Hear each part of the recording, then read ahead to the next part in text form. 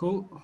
So, as always, I like asking why you chose this paper before we start. If you got like a little summary or I whatever you have feel you I have a whole paragraph of why I chose this paper with Okay. various reasons. So one of the reasons is because I think we should look at sleep more often in general. And this paper seems quite thorough, and it was already on my to read list for a while. So I thought I'd share with you. I also don't know exactly what Gavin talked about during the two seminar sessions discussing his book, but I thought it would be useful for everyone, but especially PhD students, to know why they need proper sleep.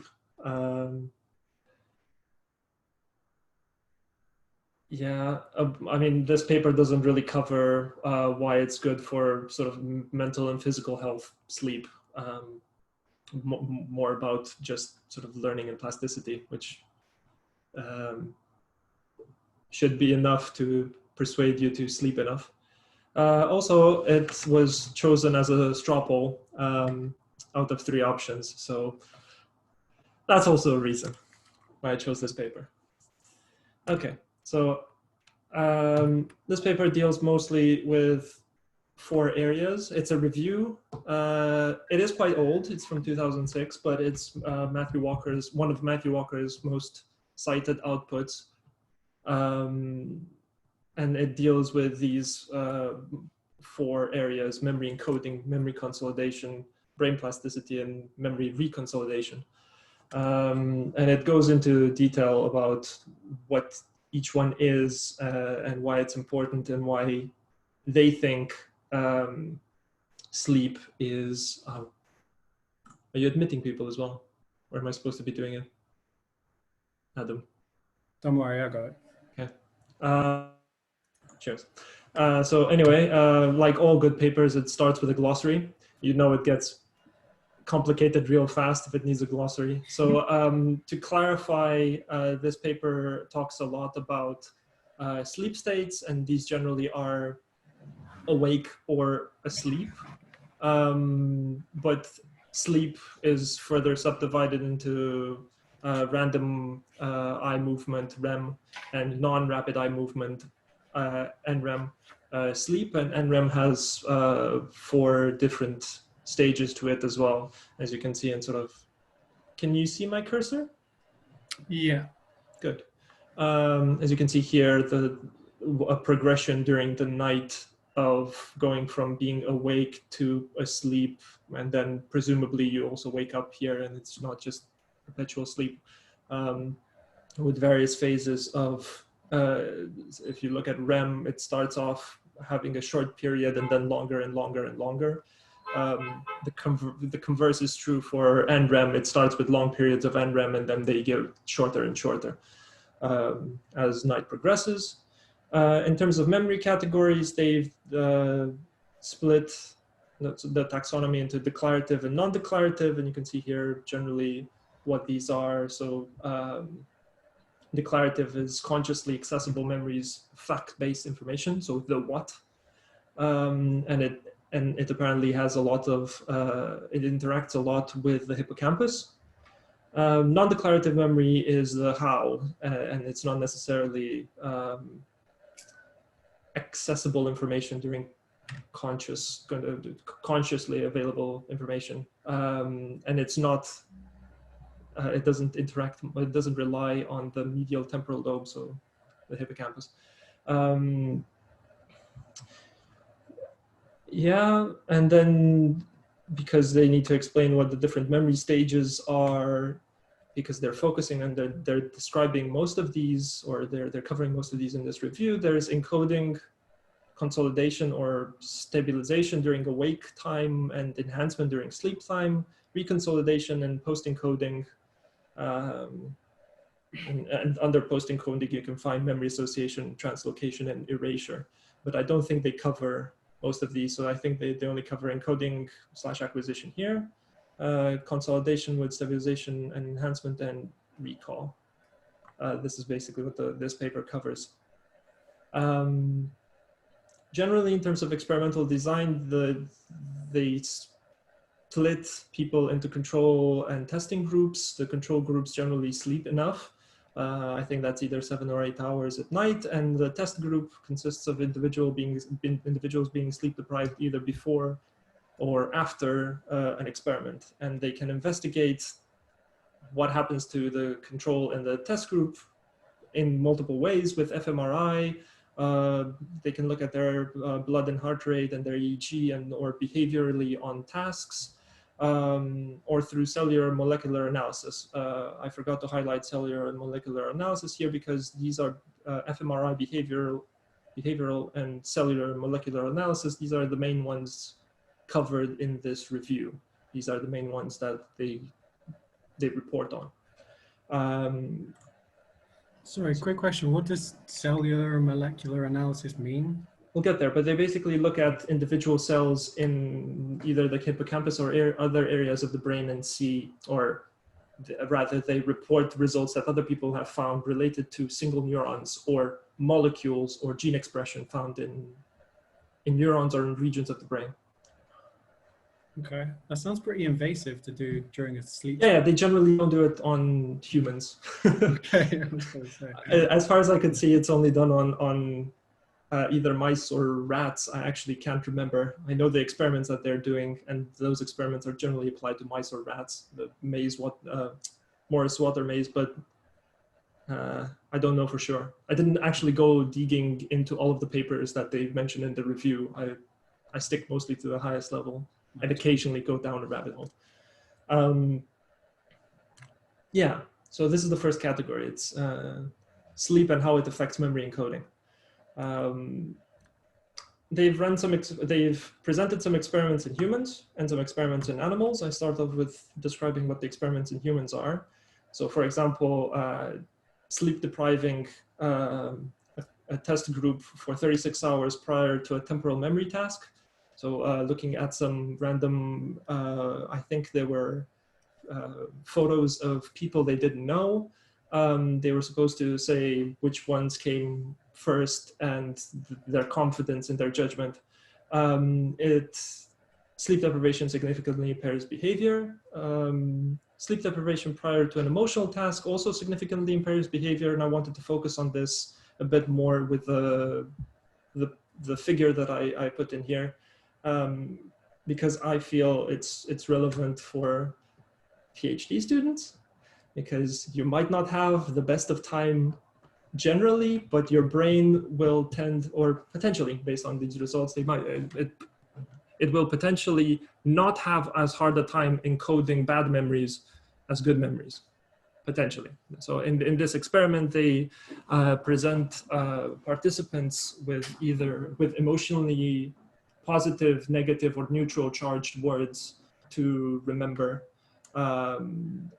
Under sleep deprivation, the results are not significant, so they've remembered most of the things that they were asked to remember.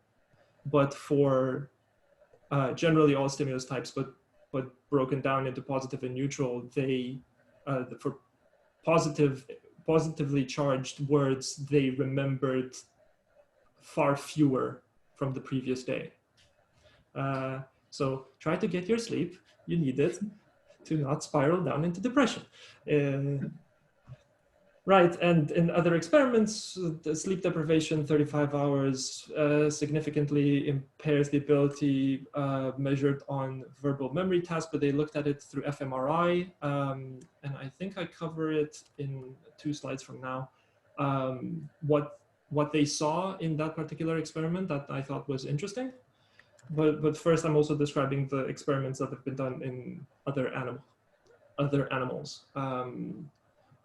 So they could see, for example, that sleep deprivation for a Morris-Water maze where the platform is invisible, yes, which requires the hippocampus because of placement. The mice or rats need to remember where the platform is in the context. Do you know what this is?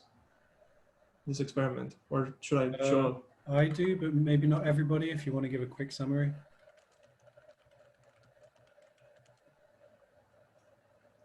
A Morris-Water maze is basically a bucket in which No, come on, give me a big image. Clearly, I should have prepared this in advance. Morris water maze is basically a bucket of water in which a mouse or a rat is dumped into. Generally, there is some sort of platform for the mouse or rat to go to for safety. Um, if you speak Russian, this is perfect for you. This platform can either be visible, so above water, or non-visible or invisible and slightly below water. The task for the mouse or rat in the case of a non-visible platform is for it to remember where it was, the platform was several trials in the past, and go to it without actually seeing it. And this kind of task engages the hippocampus, stuff like clay cells. Where the platform is visible, you don't need a hippocampus, but so sleep deprivation in these animals for the invisible platform is severely disrupted by 6 hours of sleep deprivation, but it doesn't affect the ability as much if you can see the platform. Selective deprivation of REM only, so they would measure the sleep stage in which the animal is and then wake them up if they fall into REM. Absolutely cruel. Prior to the experiment is sufficient to impair encoding for the visible Morris water maze test.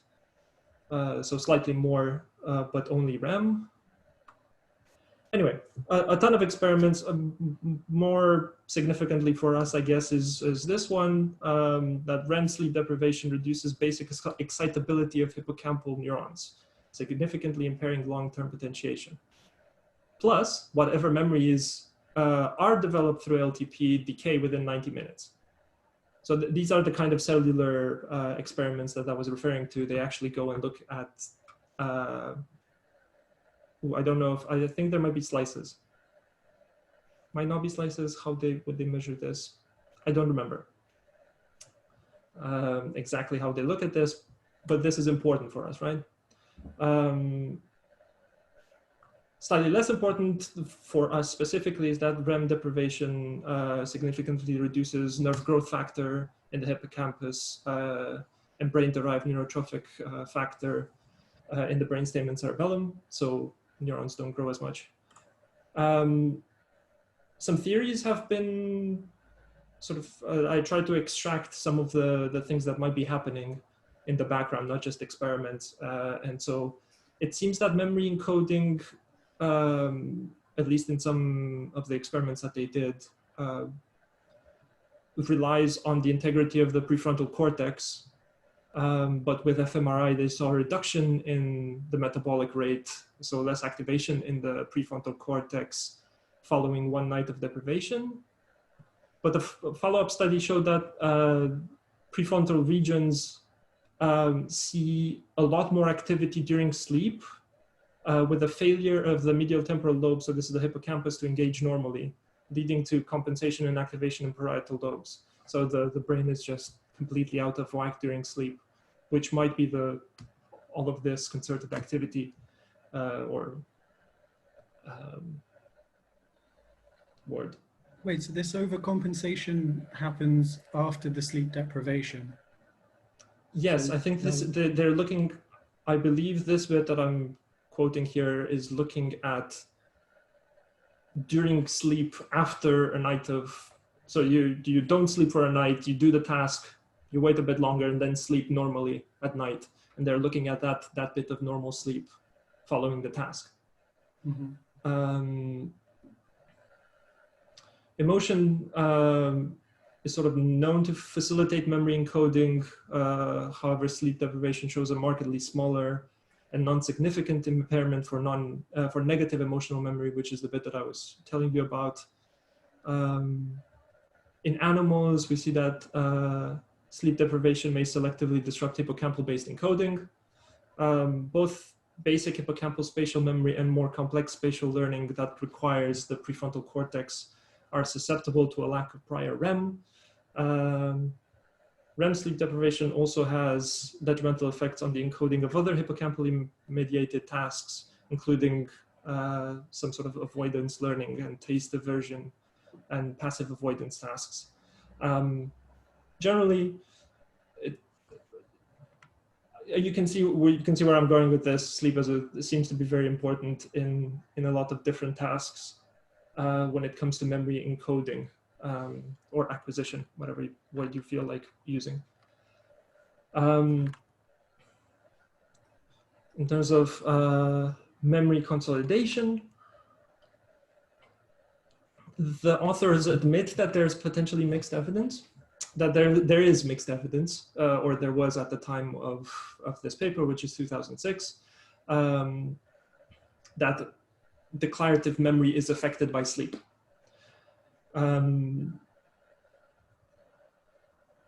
They see a lot more REM in sleep the night after a task that requires a lot of learning.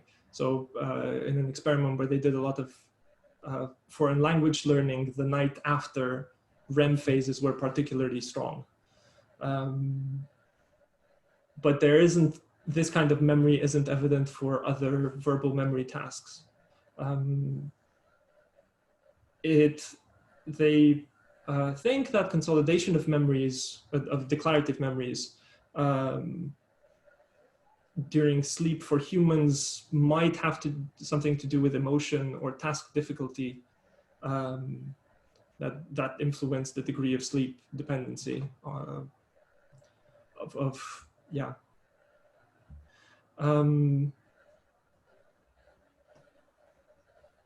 Something that I also wanted to mention, but I didn't put it in the slide, is that 2 reports have shown that REM sleep, so basically the bit of sleep that does dreaming, provides a brain state in which access to weak associations is selectively facilitated. So it's that bit of sleep where you can make loose associations between concepts that don't, while awake, seem super connected. But the brain does this automagically at night. Oh, no, I did put it as the last point. In terms of procedural memory, I believe that this is more robust in the sense that a more stronger link has been established between sleep and procedural memory consolidation. And this can be seen both in domains related to vision and audition, but also acquiring motor skills. And these have generally been, motor skills have generally been classified into forms: motor adaptation and motor sequence learning, exemplified here as learning to use a computer mouse or learning a piano scale, respectively. I also have some experiments here that are related to motor sequence learning. So a night of sleep can trigger significant improvements in speed and accuracy. So in this experiment, they require people to learn a sequence of transitions between some keys. I think these are said somewhere here.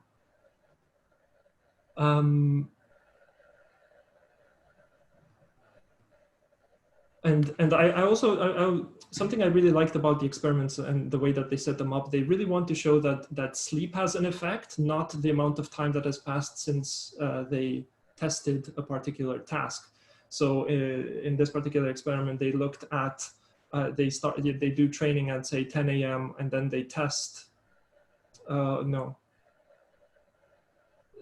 some people, they train at 10 a.m. and test at 10 p.m. And some people train at 10 p.m. and test the next day at 10 a.m. So they have 12 hours between training and testing in both categories, and they show marked improvement for people who've had sleep in that 12-hour period. So it's not just time passing that allows you to encode information, it's the fact that you've had sleep.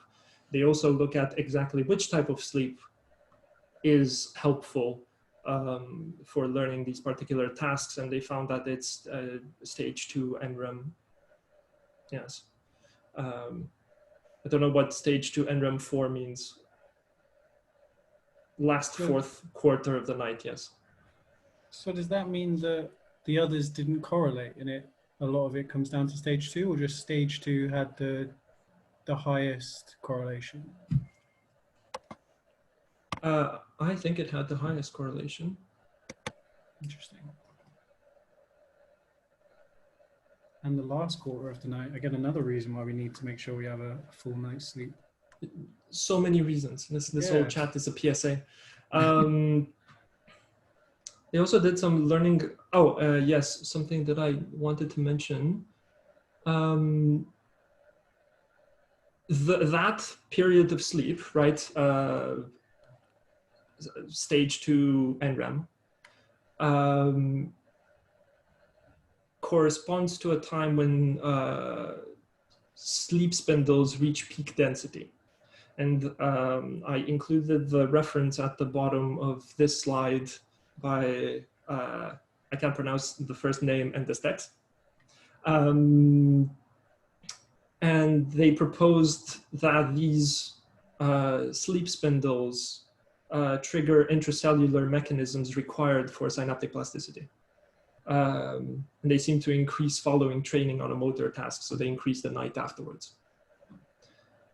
Anyway, they also see benefits after a night of sleep for a visual texture discrimination task, but they don't see it for similar periods of time spent awake. So sleep is necessary both for motor and for visual tasks, whatever it is you're learning. So this is for key strokes and looking at their sequence and how you can learn them, but they also look at how some key sequences that you want to learn on a piano, for example, they basically say that some transitions from between certain keys sometimes take longer to learn, and they call those problem points. So that they are particularly difficult transitions to make. And they also they wanted to look at whether those problem points get resolved after a night of sleep, which it seems that they do and they don't. So this certain transition, I think, from B to C. No, C is from 3 to 2, whatever these values are. During training, they take a much longer time, twice as long as other transitions, but after sleep, all of the transitions take the same amount of time. So the problem point has been resolved. Sorry, the two graphs at the top there, the oversleep and overwake. I'm assuming this is one where someone slept more than they needed to, and the one on the right, they didn't. No. So on the left, oversleep is saying we trained and tested on different days. There was a sleep cycle in between training and testing. Overwake, it's saying that between training and testing, there was no sleep. Ah, right. So it's not the act of simply existing for surviving for a certain amount of time, the thing that's enhancing or encoding this information. It's sleep that's required for that problem point, in this case, to be resolved. Mm-hmm. That's what they're claiming. Okay, cool. They also look at sleep and brain plasticity, and I thought this was maybe a bit harder to justify in the way that they've done it, but basically they looked at patterns of brain activity during learning and after learning without sleep, and after learning with some sleep in between, right? The usual. And they compared, where is this?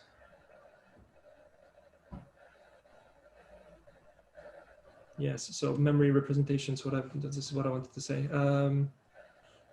You can see decreased activation in certain areas in this case, parietal cortices, reflecting a reduced need for conscious spatial monitoring. So they had to do some spatial task. And they compared how the person's brain under fMRI responded during training and the next day after sleep.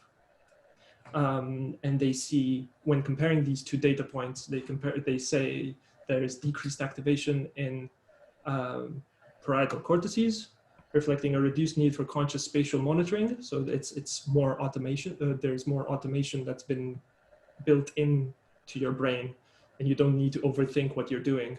And also decreased activation in the limbic system, suggesting a decreased emotional task burden. People don't feel as much emotion doing this task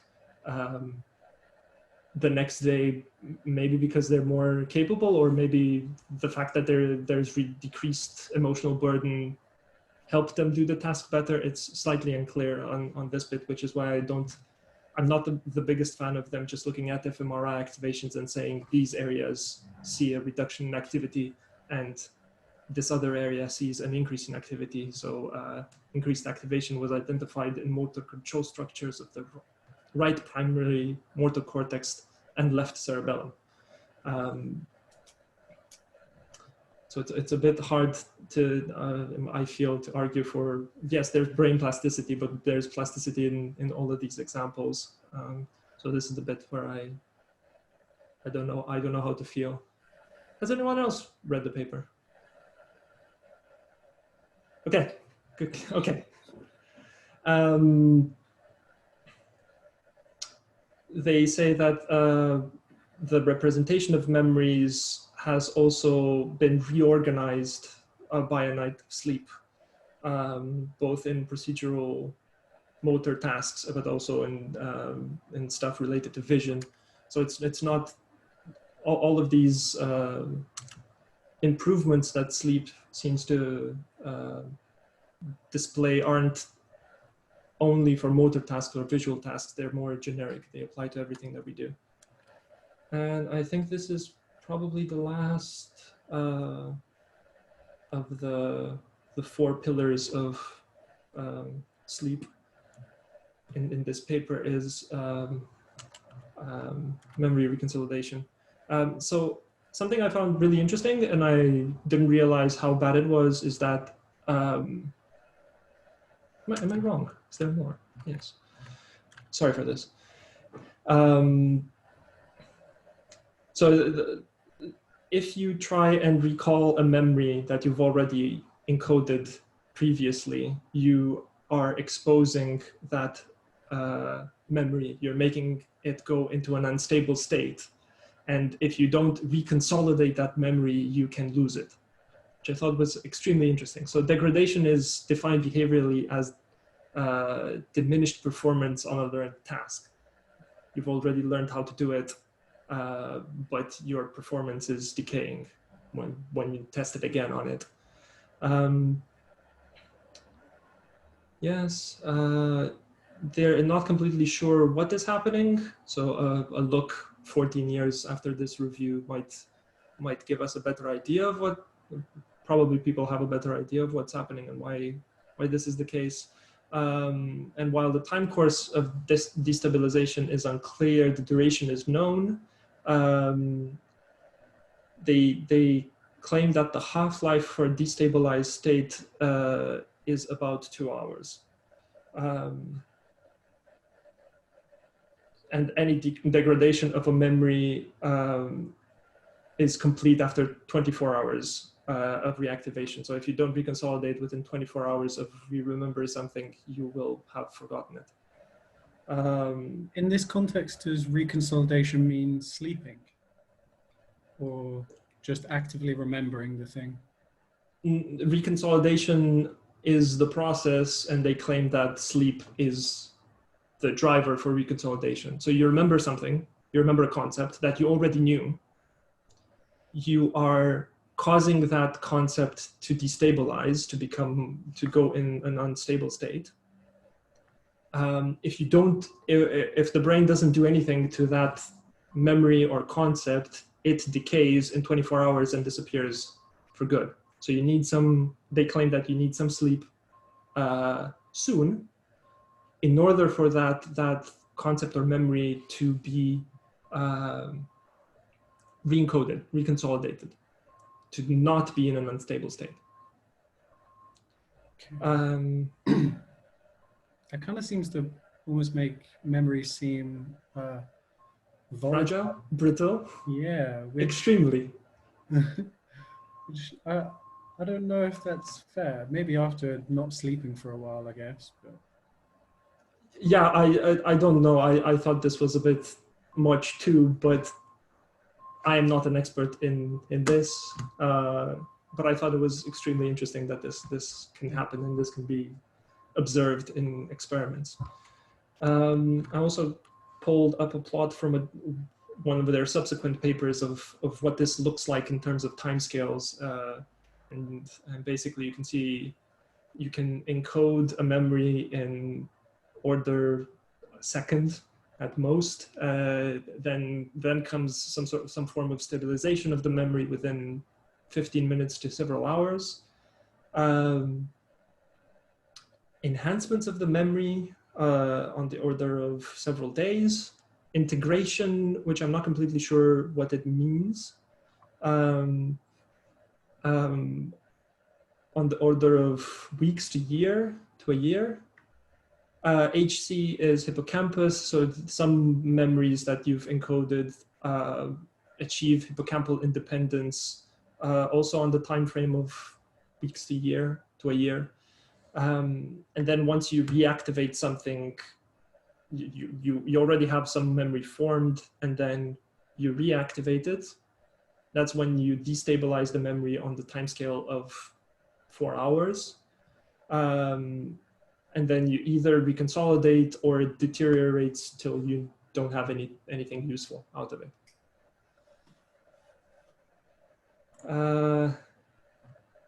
Final summary.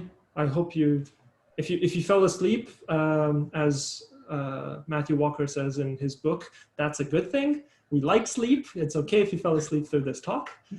Sleep good, no sleep bad. Generally, sleep deprivation before or after learning decreases the efficacy of this learning. But different brain regions are affected differently. Not all of them are as affected by lack of sleep as the others. This is my PSA. When sleep deprived, memories with negative emotions associated with them might be more likely to be kept over memories with neutral positive associations. Training, especially when it's very intensive, is sometimes followed by an increased REM sleep and spindle density the following sleep. And the bit that they claim I'm just a bit confused about what they've presented here, is overnight learning benefits are associated with system level reorganization of memory throughout the brain. They only, in this review, they showed fMRI studies, and I'd love to see more. I came out with questions out of this review, something like, in the networks that we're training, should we be putting them to sleep? Should we, would this give us, what are we losing by not putting our networks to sleep to learn a particular task that we want them to do? And something that I was thinking about a while ago is, could this sort of what we'd call offline learning, so run the network for some time, I put here 5 hours, but whatever, run the network for some number of batches if you'd like, accumulate the evidence of what happened during that run through something like short-term plasticity, and then perform long-term plasticity on this batch or time period that you were awake. Would this yield better, more stable results generally for whatever we're doing?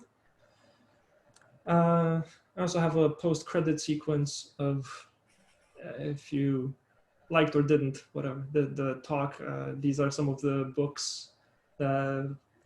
This is why, this book, Why We Sleep, The New Science of Sleep and Dreams, recommended by Steve a while ago, was the reason, I guess, one of the main reasons why I went for this paper, because I wanted to see what more about more evidence that Matthew Walker talked about in this book.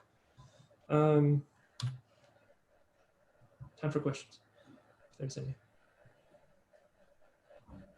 Thanks for the talk. Really interesting. Really interesting. And I also second that book recommendation, Why We Sleep. Really good book. Any questions?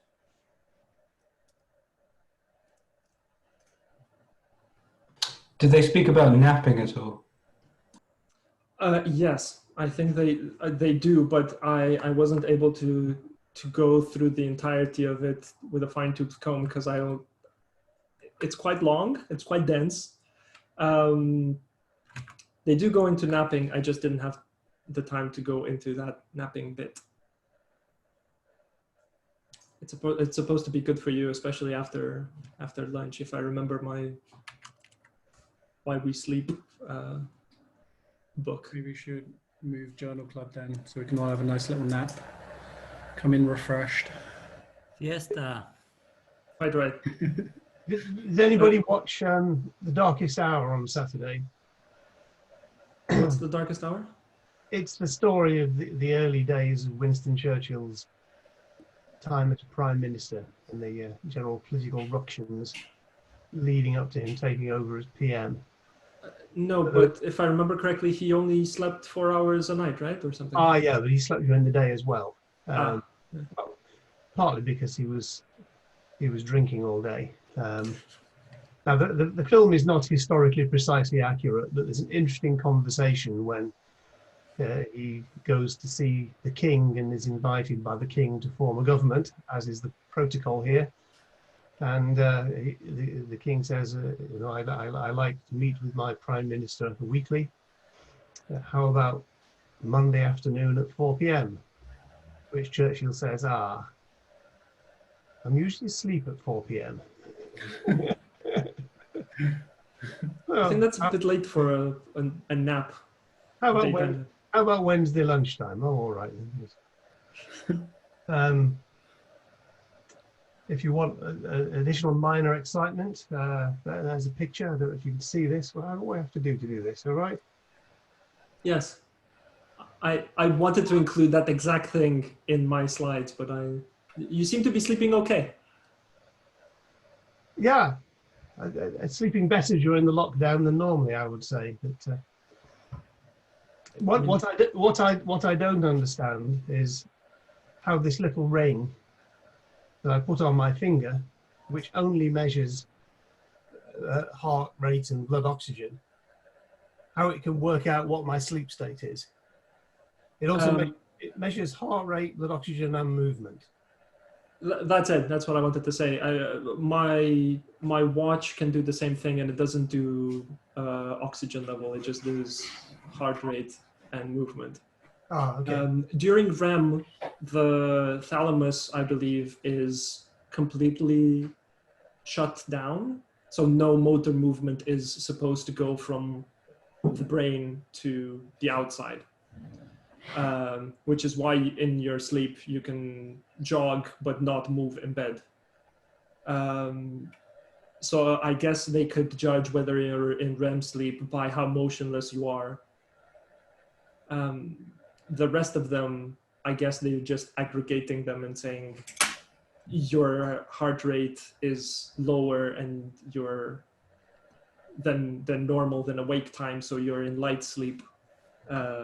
You're completely motionless, so you're in deep sleep. I believe that's what they're doing. Yeah, I mean, the thing I was mainly interested in is well, how do I do this? That one. Yes. And this has reassured me that my blood oxygen level, which is generally low because of my bronchiectasis, does not actually disappear off downwards at night, which is the main thing I wanted to check. Good. You're still breathing. So I'm still alive, apparently. It confirms, although it thinks I have, I get very variable sleep apnea numbers. Some of the time it's convinced I've got severe sleep apnea, and some of the time it's not sure I've got it at all. So And again, I have no idea how it's inferring that. What variations on those small set of measurements would imply potential sleep apnea? I suspect it's a sudden dip in blood oxygen level. But since my blood oxygen level is low, it may be misreading that. Shouldn't, I mean, that would be one of the things, but also wouldn't your heart rate also go up during those bits because the body detects that you need more oxygen and starts pumping more blood around, and so your breathing also increases, your heart rate increases, and your blood oxygen level goes down. So detect those three at the same time, probably happen, right? Maybe. Anyway, I think we could probably should grab some of the people who know more about sleep at our next in-person HPP events, because Alain Destex is, as far as I'm aware, still studying how sleep works. And they have some exciting experiments where they can record the electrical activity of your brain during sleep, do some fancy machine learning on it that generates music that enhances the sleep state that you're in. So it's supposed to play back music for you that enhances the sleep stage that you're currently in. Yeah. What, through sound? Where it's like ultrasound or? No, sound, music, audible sound. Okay. You're not a dog. You wouldn't hear ultrasound. I don't know. It's like vibrating the brain or something. No. 'Cause even There was also, if I remember correctly from the book on sleep, even rocking motion that is in sync somehow with you during sleep could enhance the quality of the sleep. just sounds like magic. Yeah, just don't believe anyone selling this to you right now. I have one quick question. You mentioned sleep spindles a few times. Yep. What are they? Because all I know is they're like a little impulse, but that's it. I don't think they're an impulse. I thought they were like a wave that propagates. So I'd recommend the paper that they're citing in there, which is this: Why Do We Sleep? I'll give it to you to add to the list of potentially associated papers. Yeah, cool. I tried to look at this and I was a bit confused about what was happening. Because they record the activity intracell. What they do? They intracellular recordings in some supra Sylvian. I read that as super Sylvan, on top of the forest. Cortical neurons during spindle oscillations. I don't know why it needs to be anesthesia, but whatever. And so what confuses me is, it's the second plot doesn't, each cycle of the spindle oscillation corresponds to EPSP, IPSP sequences in the recorded pyramidal neurons. They just seem to have aligned some of the signals and it generates nice waves. So I'm a bit confused, but I didn't get to look at this properly. I was just looking for a quick explanation of what's happening and I couldn't get it immediately. Again, I didn't really have time to go deep into all of the associated things to this review. No, that's fair enough. Seems very detailed.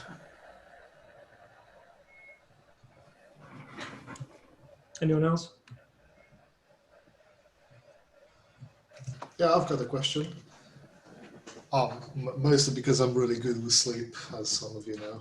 But I was just wondering if there are any significant differences in function and sort of the structure of sleep when you look at age. So, do kids sleep differently from old people? And I mean, we know that in terms of like duration, but are the different phases different? Do they do different things? Are there is there any variation? Do they talk about that in the paper?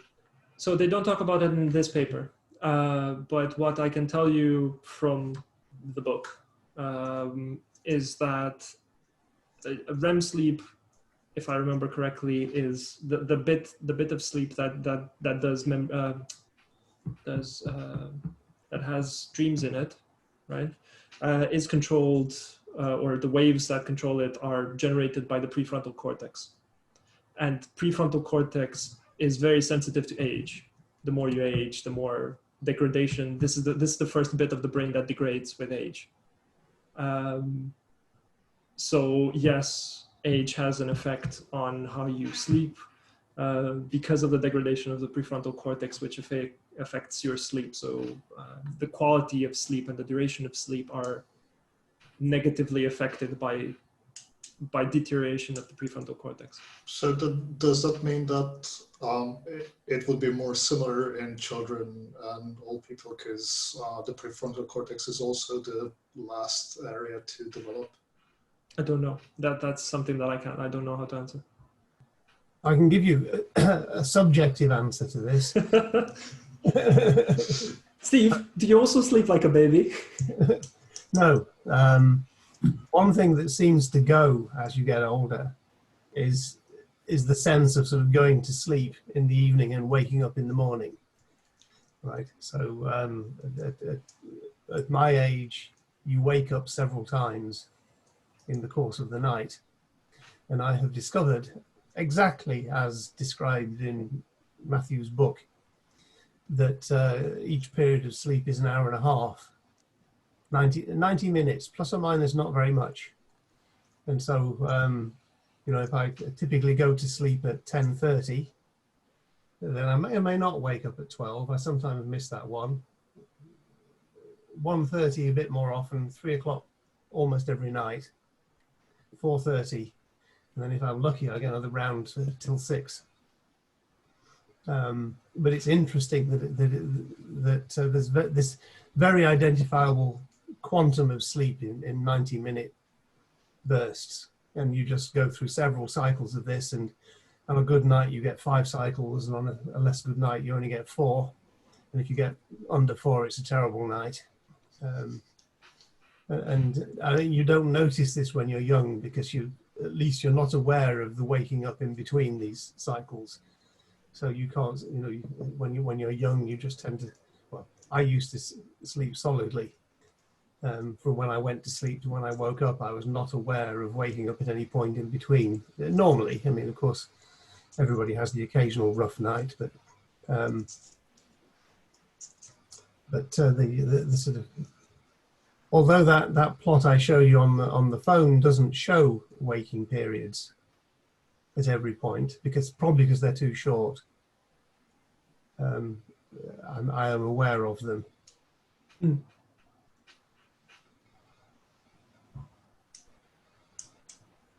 Thank you. Any more questions, or seems like that's kind of it? I'm not sure if it's too late for one, but on the same sort of topic, perhaps the influence of sleeping pills, drugs, alcohol, so on. Again, these don't get covered in this review, but I can also tell you about these that at least when it comes to sleeping pills, those are basically anesthesia, and anesthesia is not sleep. So you're not getting the proper sleep cycles in when you're anesthetized. Either for surgery or by yourself at home. Same with alcohol too. It affects your sleep. Yes, but I don't remember exactly mentioned how. A few times the guy says if you're going to drink, you should probably be day drinking. I will correct you on that. What he says is he always tells his this is the advice that he can't give undergraduates, but I think he wishes he could, is that if you want to drink, drink for breakfast.